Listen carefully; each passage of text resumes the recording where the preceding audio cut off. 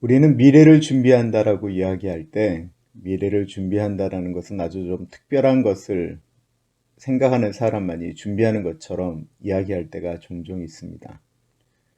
미래를 준비한다라고 하는 것은요, 하나님의 약속을 믿고 하루하루를 열심히 살아가는 것을 의미하는 것입니다. 미래를 준비하는 사람들 중에 일확천금을 노리는 분들이 있습니다. 그렇게 될 수도 있습니다. 주식에 투자한다거나 어떤 것들이 이렇게 기회가 있다라고 해서 붙잡는 것, 그거 좋은 것 같지만 사실은 실수할 수도 있습니다. 일반적인 사람들은요, 그렇게 잘 못합니다. 일반적인 사람들이 미래를 준비하는 가장 좋은 것이 있다고 한다면 하나님의 약속의 말씀을 붙들고 하루하루를 열심히 살아가는 것을 의미하는 것입니다. 우리가 천국을 준비한다라고 하는 것은 예수님을 믿은 다음에 하루하루를 예수님의 사람답게 살아가는 것을 의미하는 것을 말하는 것이지, 나 이제 예수 믿었습니다 라고 하는 것으로 천국이 우리에게 주어졌다라고 이야기하는 것은 그건 이단입니다. 예수 믿는 사람들은 하루하루 쌓이면서 예수의 성품을 닮아가는 것입니다. 그것을 가르쳐 우리는 성화라고 이야기하지요. 홍수를 하나님께서 말씀하셨습니다. 노아가 어떤 일을 했을까요? 그 하나님의 말씀을 붙들고 날이 활창하고 비도 내리지 않고 사람들에게 수많은 수모를 당하면서도 매일매일 수십 년 동안 배를 만들었습니다. 쉬웠겠습니까? 결코 쉽지 않았습니다.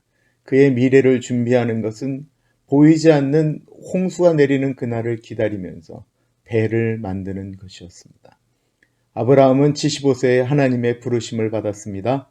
그는 너로 큰 민족을 이루겠다라고 이야기하는데 하나님의 약속이 이루어질 가능성이 없습니다.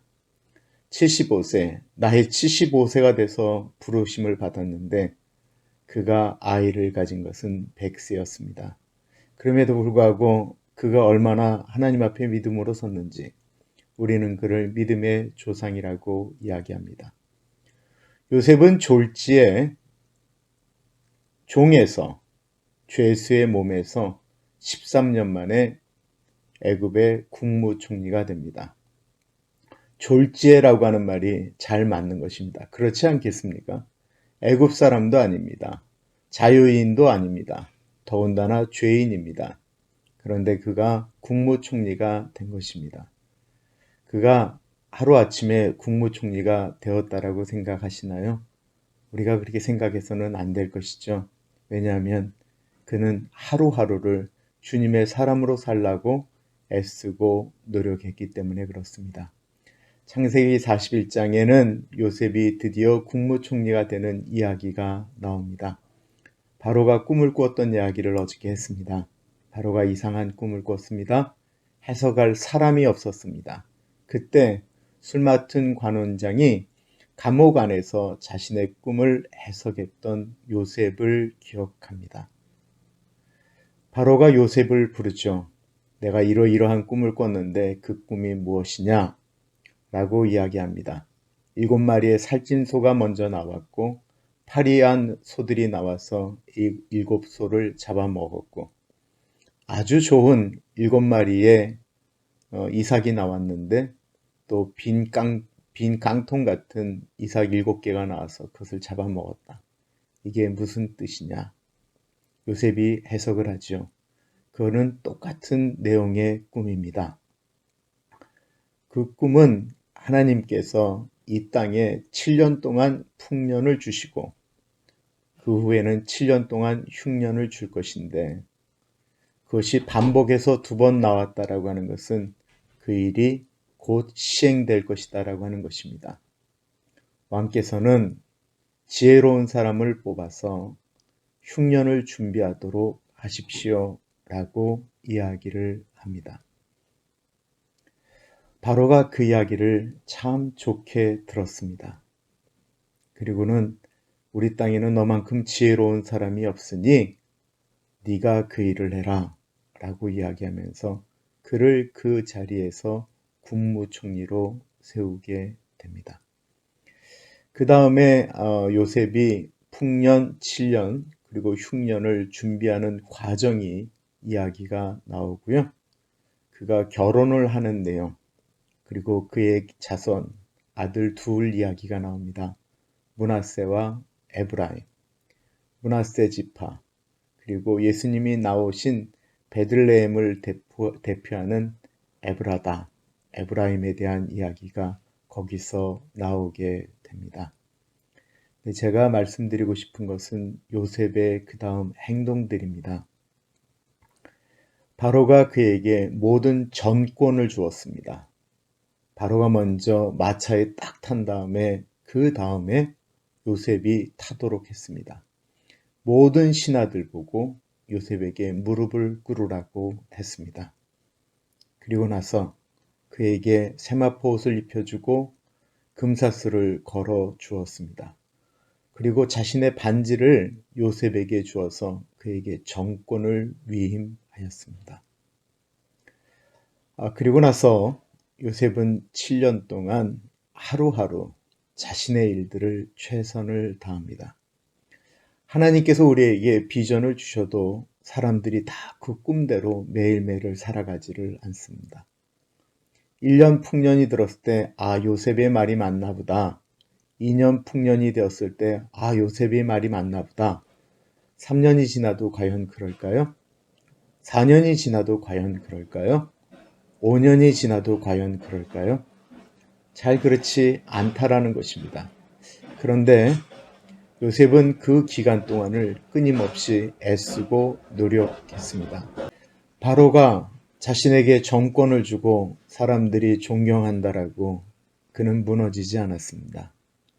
자신이 감당해야 될 일을 마치 보디발의 집에서 노예로 살 때처럼 감옥 안에 있었을 때처럼 하루하루 최선을 다해서 자신의 일을 감당하였습니다. 그는 교만하지 않았습니다. 그는 변하지 않았습니다. 하나님이 주신 것을 붙들고 7년 동안을 최선을 다해서 준비하였습니다. 사람들은 잊었습니다. 7년이 지나면 흉년이 올 것이다 라는 생각 못합니다. 그날 너무나도 부유한 것들을 경험하였기 때문에 1년, 2년 경험하였기 때문에 그들은 잊었습니다. 그들은 먹고 마시며 즐기려고 했습니다. 그런데 요셉은 그러지 않았습니다. 내가 명령한 대로 5분의 1을 너희들은 세금으로 내라. 풍요한 가운데 5분의 1을 내는 것은 별로 문제가 아니었습니다. 어마어마한 양들이 바로의 곳간에 모이기 시작하였습니다. 그가 만약에 변하였다면 어떻게 됐을까요? 너무나도 많은 것들이 들어오기 때문에 하루하루 살아가는 것에 대해서 그의 생각들을 방심하며 살았으면 어떻게 됐을까요? 아마 그러면 그는 하나님의 꿈을 이루지도 못했고 바로의 눈밖에 났을 것입니다. 정치인들이 참 좋은 마음을 가지고 정치를 하다가 마지막에 바뀌는 것들을 보게 됩니다. 목회자들이 열심히 목회하다가 나중에 무너지는 것을 보게 됩니다. 왜 그럴까요? 큰 것 생각하면서 하루하루를 소중히 여기지 않았기 때문에 그렇습니다. 하나님께서 요셉을 한자리로 부르시는 것은 진짜 한순간이었지만 요셉이 그 기간에 그곳에 부르심을 받기까지 그는 하루하루 하나님의 사람으로 최선을 다하였습니다. 오늘 우리가 살아가는 하루하루가 우리의 미래입니다. 오늘 하루 승리하는 것이 주님 앞에 복된 것입니다. 오늘을 소홀히 하지 마십시오. 미래의 큰 것을 생각하면서 오늘 하루를 소홀히 하는 것은 어리석은 것입니다.